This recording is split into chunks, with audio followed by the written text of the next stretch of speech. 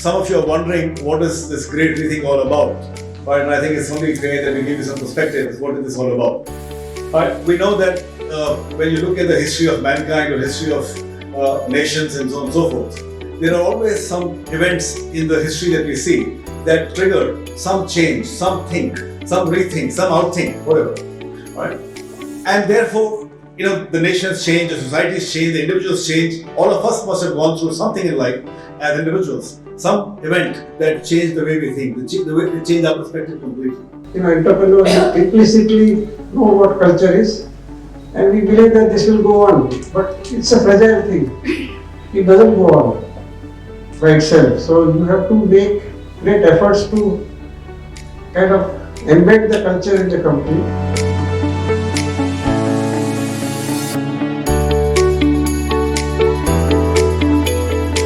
Culture is problem for a business, it's not culture.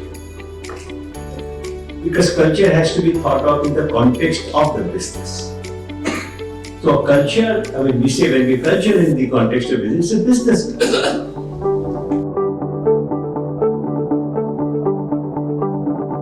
Sometimes with your skill set and competencies, you go and do things which are much smaller than what you can actually do. So letting go, I think, is a very, very important part of growth, and this is important at every level. We need to look at business for the next 50 and 100 years. So we have come here to look at the opportunities for the next 50 and 100 years. This is our responsibility.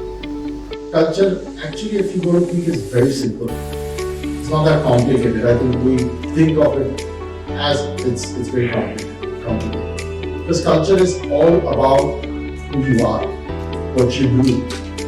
It's the way you live.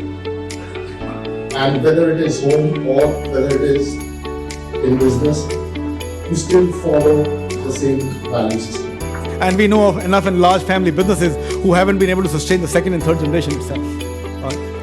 What's their secret, by the way? The secret is simple. At their core, they keep the roots intact.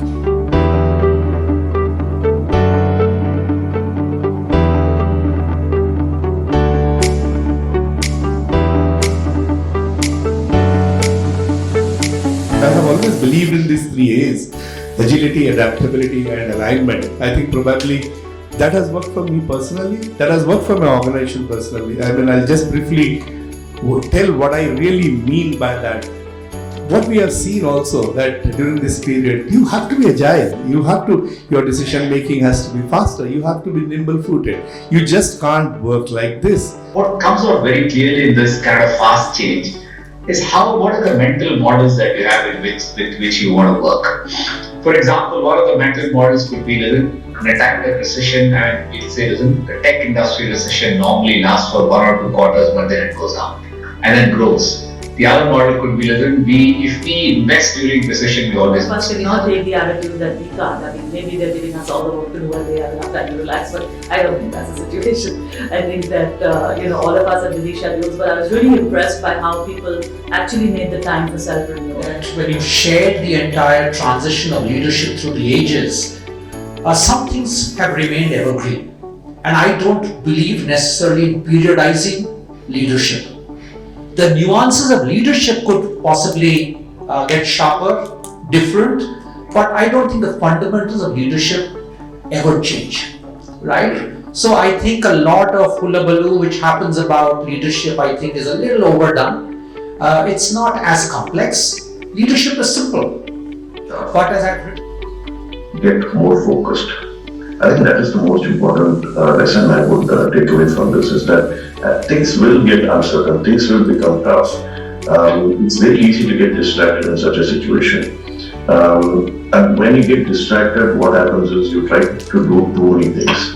And when you try to do too many things, your energy gets distributed, you're scrambling, and C, more importantly, your team starting to panic and scramble because they get pulled in multiple directions. So as a leader, the best thing that you can do is simplify and focus.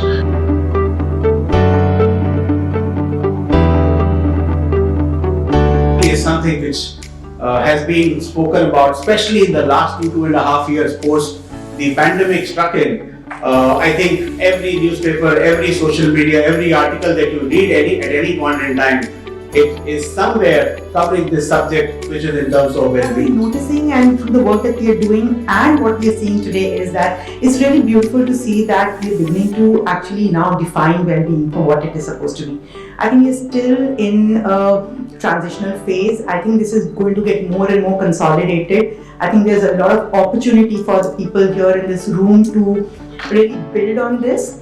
And concept of presenteeism, which I would like all of you to know, it's a sort of American concept, but presenteeism. We know that when people are unwell, they take leave of absence and are not there.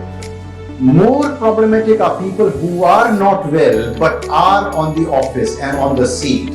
I think that the longer term goal in front of us in corporate India is actually to make sure that we've got people who become advocates of this program inside the organizations and outside the organizations, and that eventually well-being becomes embedded as part of the culture of the organization. And that's really the key challenge that lies in front of corporate India today, because well-being has to be embedded, otherwise we will run into the kind of health crisis that the developed world is facing right now, but we'll run into it headlong and much faster than anybody else.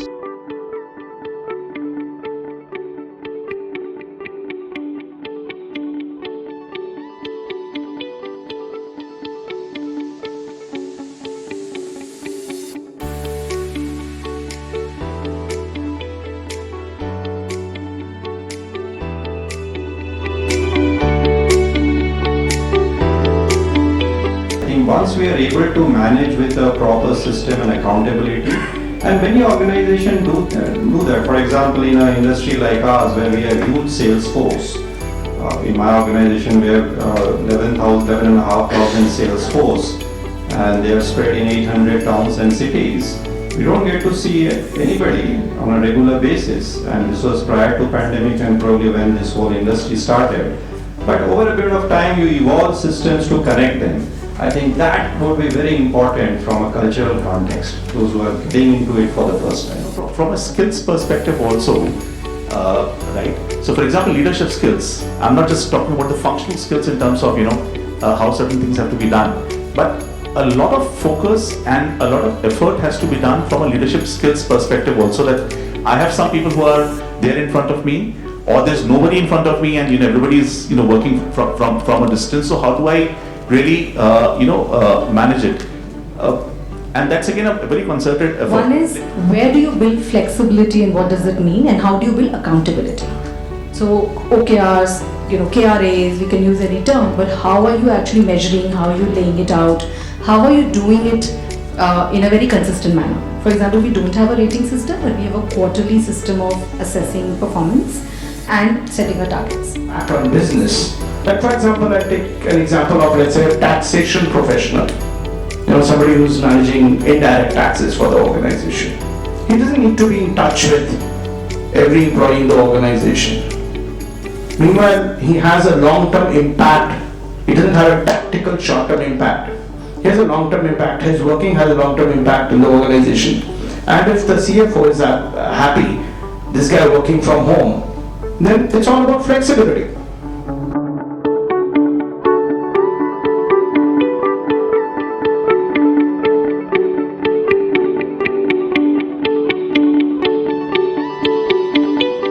Very much for having me. I think it was a fantastic opportunity to get a wide range of people interested in HR and leadership on one panel, and it's so good to have these events in person again after such a break for a long time. I think HR Annexing must continue to persevere on where is value getting eroded and where is value getting created.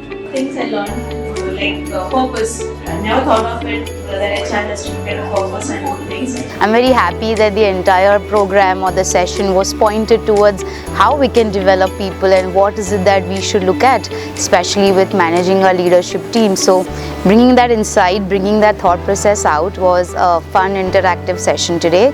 Great networking opportunity, and I'm looking forward to working with HR NXT to bring in people excellence in my organization. Thank you. Diverse speakers from different industries, which has really thrown some light on what the hybrid module has to be, and it's already in the process of rethinking, because it's not when you say that this is it, it's very different for each organization. Vallabhbhai, when he spoke about compounding the investment that you do and how do you go about it, so I think it's a great thing to know that the only appreciating asset that really is there in a business is the people. So the more you invest in them, the more you grow and the more they grow. So I think that's what was the major takeaway from this particular session for me.